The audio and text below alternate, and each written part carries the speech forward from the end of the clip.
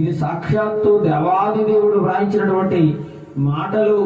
ప్రతి మాట దేవుని నోట నుంచి వచ్చింది ఇది అనే సంగతిని మర్చిపోయి ఈనాడు అనేక మంది సహోదరులు బైబిల్ గ్రంథాన్ని కాలుస్తూ ఉన్నారండి. బైబిల్ గ్రంథాన్ని తన్నుతూ ఉన్నారు. బైబిల్ గ్రంథాన్ని చింపుతూ ఉన్నారు. దేవుని వాక్యం బోధించే వారిని దూషిస్తూ ఉన్నారు, అవమానపరుస్తూ ఉన్నారు, హేళన చేస్తూ ఉన్నారు, చాలా రకరకాలుగా హింసిస్తూ ఉన్నారు. చాలా మందిని అయితే అన్యాయంగా అక్రమంగా చంపుతూ ఉన్నారండి.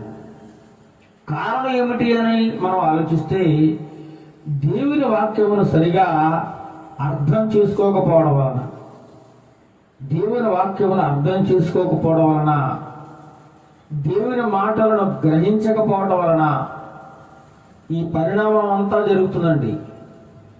ఏదో ఇది ఒక మతమా